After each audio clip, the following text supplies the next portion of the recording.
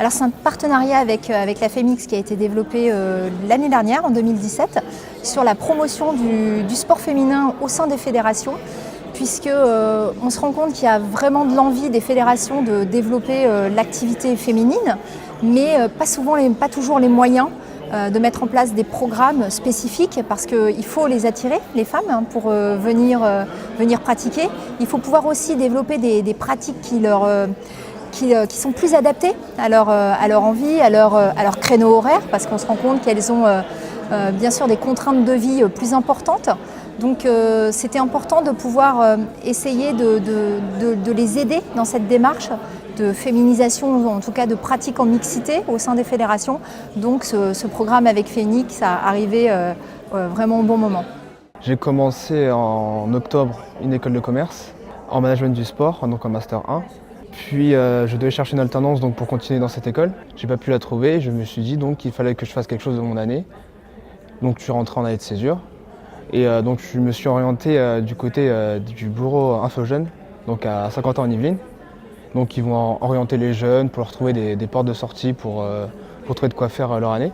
Et c'est de là qu'on m'a parlé du service civique. Le service civique, c'est une action volontaire citoyenne.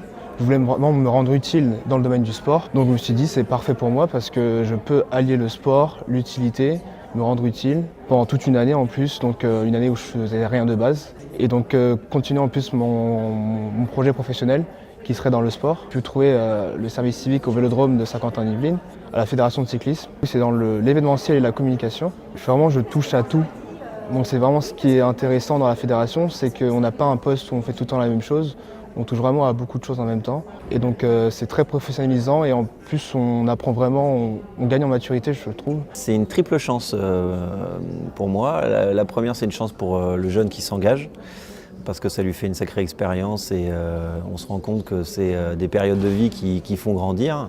C'est une chance aussi pour notre organisation, notre fédération, parce que ça permet d'avoir des jeunes motivés, engagés, qui ont envie de travailler à nos côtés. Et puis c'est une chance pour les projets qu'on veut porter, parce que mine de rien, la vraie richesse de nos organisations et de nos fédérations, ce sont les hommes et les femmes qui portent les projets.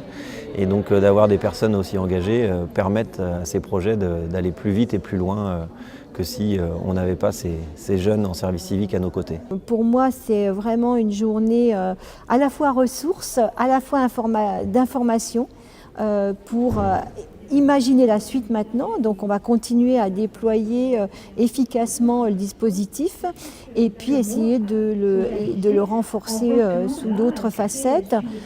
J'ai beaucoup entendu aussi l'intérêt du dispositif porté par FEMIX, le fait que tout le dispositif administratif géré par FEMIX est un vrai sujet pour les fédérations pour accepter de le prendre, parce qu'ils ne sont pas en charge des dossiers administratifs à faire et que c'est un vrai apport que FEMIX fait aux fédérations qui prennent ces services civiques. Je peux laisser un peu cours à mon imagination, proposer des idées.